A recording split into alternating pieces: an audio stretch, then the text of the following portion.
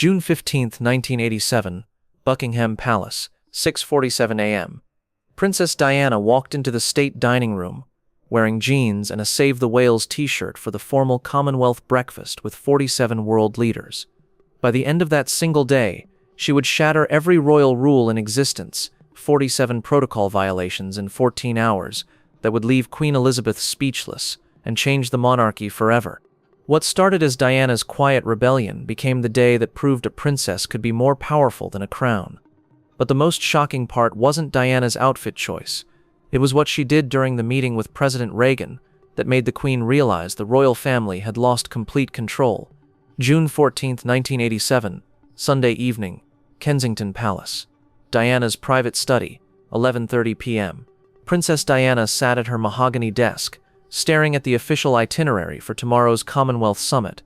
47 world leaders would be gathering at Buckingham Palace for 3 days of formal ceremonies, state dinners, and protocol-heavy meetings. Her private secretary, Anne Beckwith-Smith, had left a thick folder of guidelines.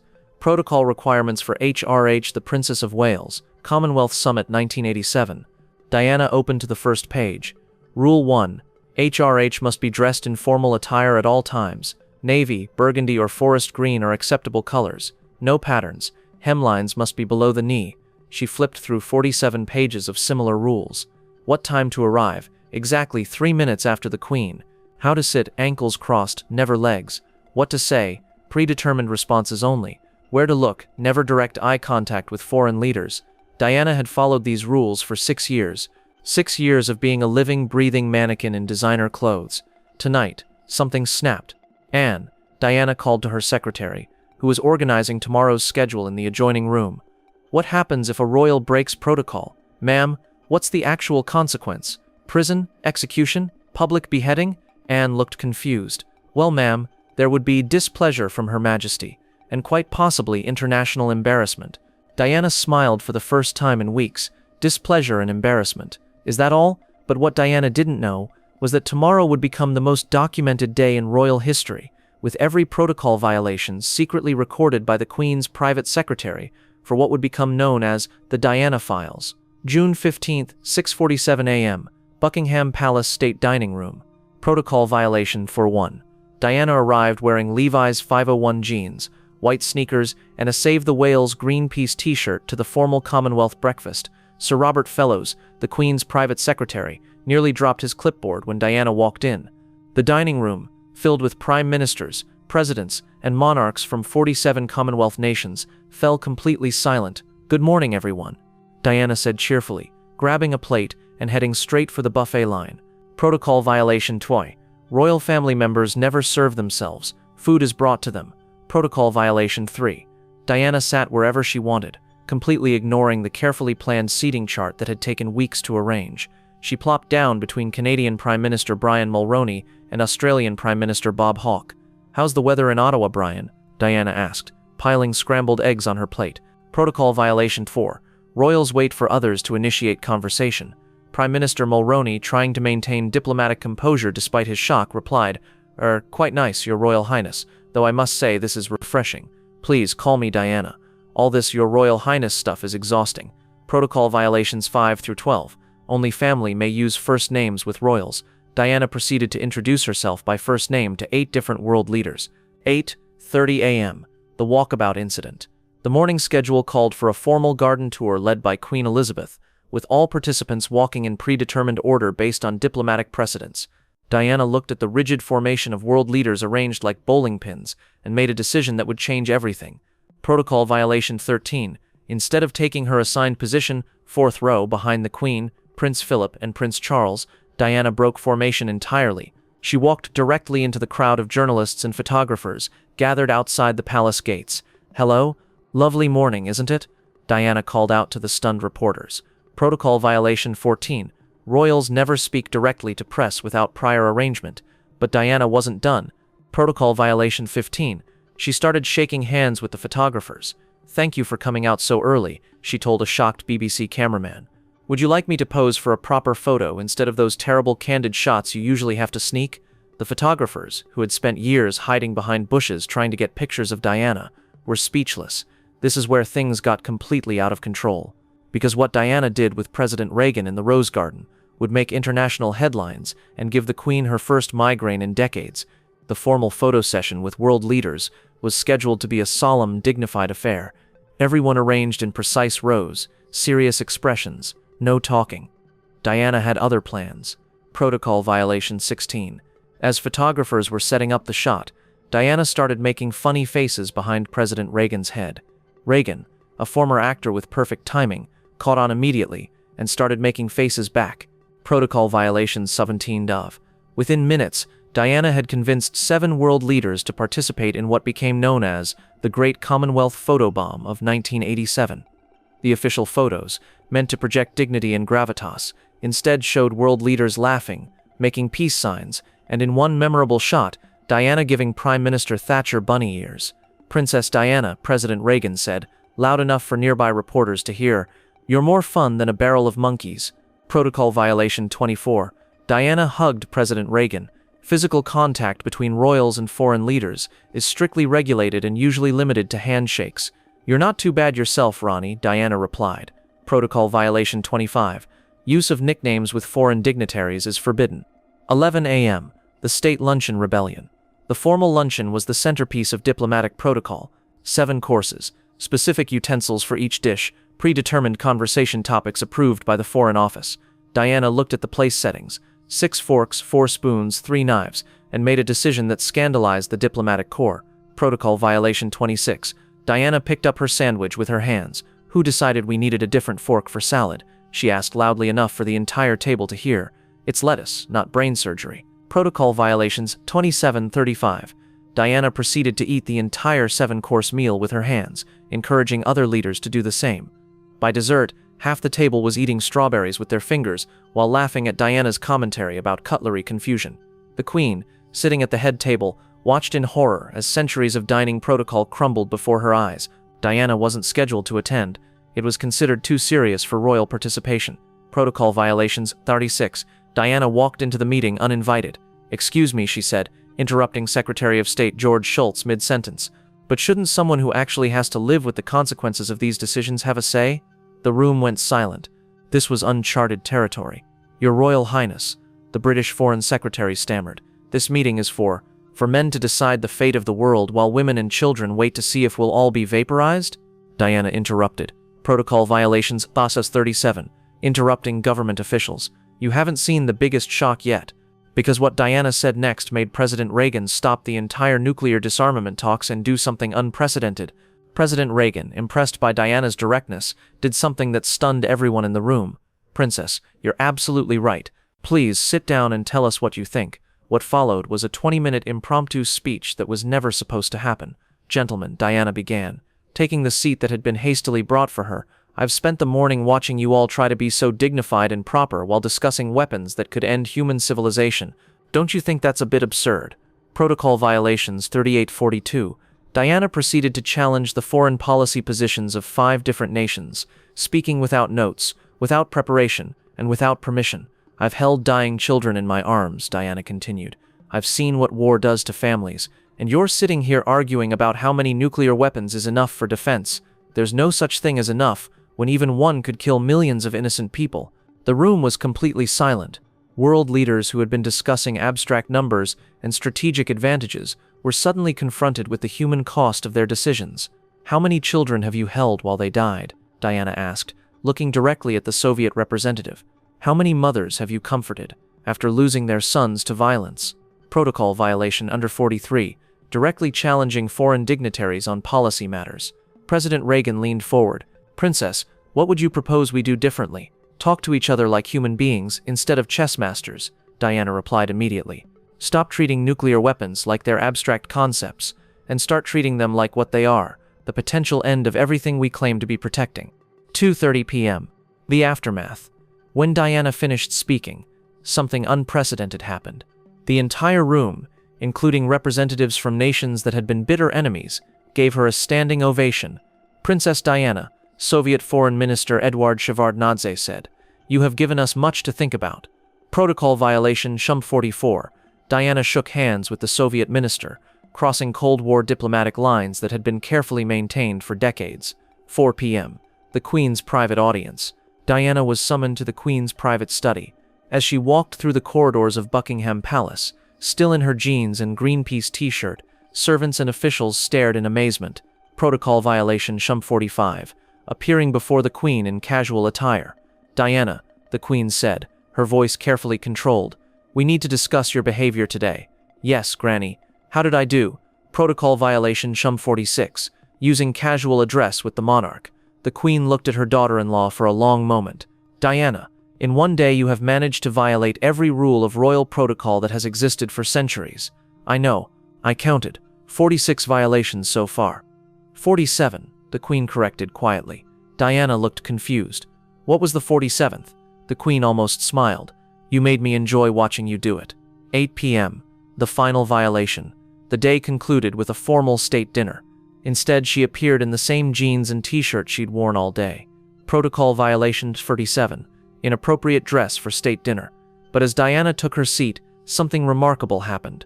President Reagan stood up and removed his formal jacket, revealing a casual polo shirt underneath. "If the princess can be comfortable, so can I," he announced.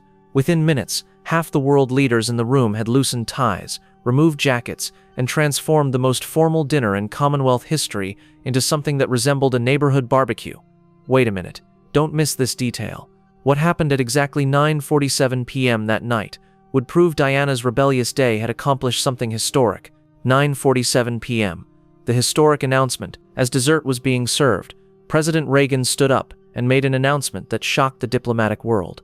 "Ladies and gentlemen, today's discussions, particularly the insights shared by Princess Diana, have convinced me that we need to take a fundamentally different approach to nuclear disarmament." He looked directly at Diana. "Princess, your question about how many children we've held while they died made me realize that we've been thinking about this all wrong. We've been negotiating about weapons instead of negotiating about people." Reagan paused for effect. "I'm announcing tonight that the United States is prepared to accelerate our disarmament talks with the Soviet Union, with a goal of eliminating nuclear weapons entirely within 10 years. The room erupted. This wasn't supposed to happen. Foreign policy announcements weren't made at dinner parties, especially not inspired by protocol-breaking princesses in jeans. Soviet Foreign Minister Shevardnadze stood up. "President Reagan, if you are serious about this approach, the Soviet Union is prepared to match this commitment." Diana, sitting at the center of this historic moment, looked around the room at world leaders who had spent the day arguing about nuclear strategy and were now talking about elimination. "See," she said, loud enough for everyone to hear. "That wasn't so hard, was it?" 10:30 p.m. The secret meeting. After the dinner ended, Diana was approached by Sir Geoffrey Howe, the British Foreign Secretary. "Princess, what you accomplished today, it's unprecedented. I just talked to people like they were people instead of titles. That talking to people may have just changed the course of the Cold War. President Reagan and Minister Shevardnadze are meeting privately tonight to discuss accelerated talks. They specifically requested that you be involved in future discussions." Diana was stunned. "Me? But I don't know anything about foreign policy. You know about human beings. And apparently that's exactly what was missing from our foreign policy. What you've seen so far is nothing. Because the aftermath of Diana's protocol-breaking day would reshape the British monarchy and international diplomacy for decades." June 16, 1987, 7 a.m. The media explosion. Diana woke up to discover that her protocol-breaking day had made front-page news around the world. "Princess Protocol Breaker," screamed the Daily Mail. "Diana Diplomacy Revolution," announced the Times. "Genes Ingenious. How a Princess Changed Nuclear Policy," declared the Washington Post. But the most significant headline came from Pravda, the Soviet newspaper. "British Princess Shows Path to Peace. The Queen's Decision." 8 a.m. Queen Elizabeth summoned her senior advisors for an emergency meeting. "Your Majesty," Sir Robert Fellows began, "yesterday's events were highly irregular, but the international response has been surprisingly positive." Positive. President Reagan has publicly credited Princess Diana with inspiring a new approach to disarmament talks. The Soviet Union has agreed to accelerated negotiations. The Commonwealth leaders are calling it the most productive summit in decades. The Queen sat quietly for a moment. "And the protocol violations?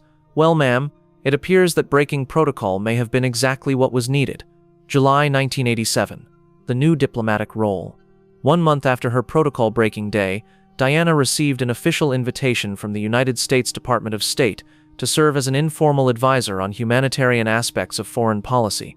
Similar invitations came from Canada, Australia, and surprisingly, the Soviet Union. "Diana," Prince Charles said when he heard the news, "you've managed to turn a day of embarrassing the family into an international career." "I didn't mean to embarrass anyone, Charles. I just got tired of pretending that titles matter more than people." December 1987, the INF Treaty, when President Reagan and Soviet leader Mikhail Gorbachev signed the Intermediate Range Nuclear Forces Treaty, eliminating an entire class of nuclear weapons. Both leaders specifically mentioned Princess Diana's influence.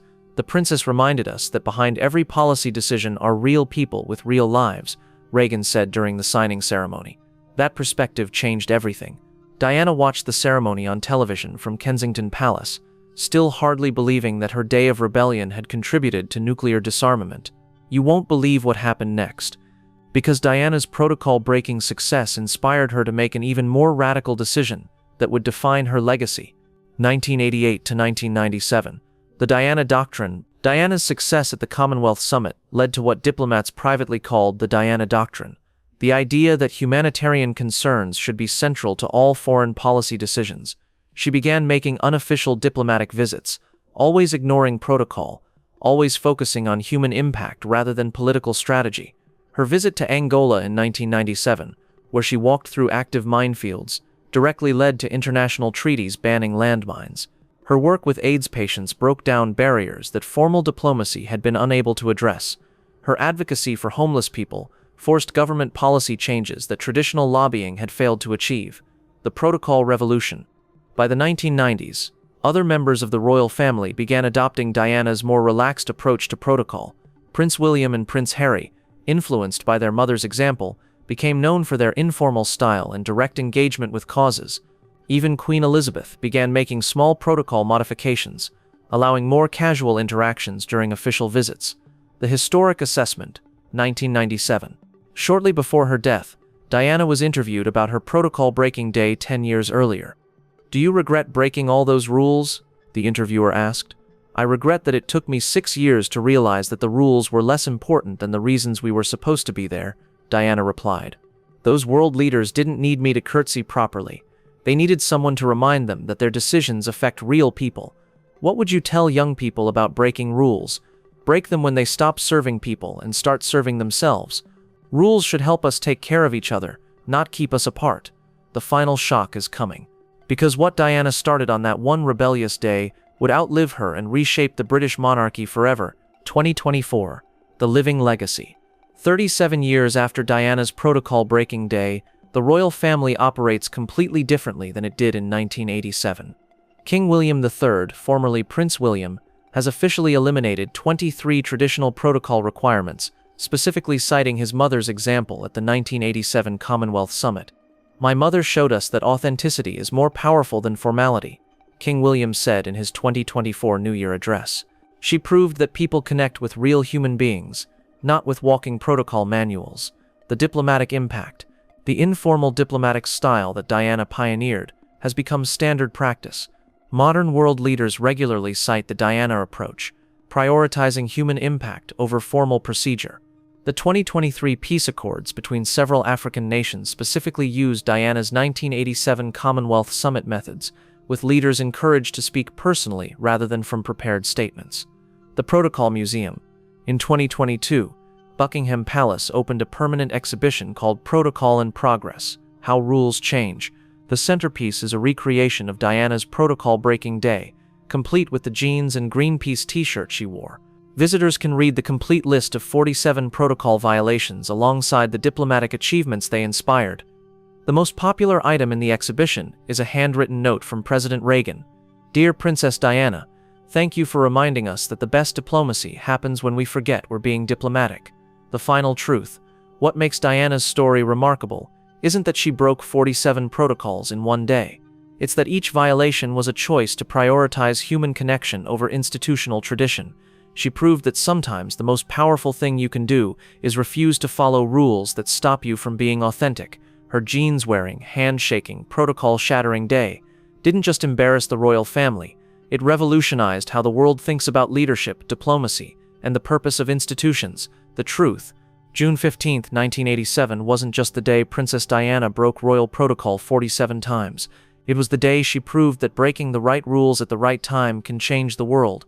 Every nuclear weapon eliminated under treaties inspired by her words, every landmine cleared because of her activism, every homeless person helped by policies she influenced, they all trace back to a princess who decided that being real was more important than being proper. Diana didn't just break protocol. She broke the barriers between people and power, showing that the most effective leaders are those brave enough to be completely human, because sometimes the most rebellious thing you can do is refuse to let rules stop you from caring about people.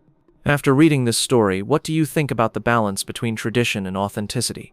Have you ever had to choose between following rules and doing what felt right? Share your thoughts in the comments. If you want to learn more incredible stories about Princess Diana's rebellious spirit and lasting impact, don't forget to subscribe and turn on notifications.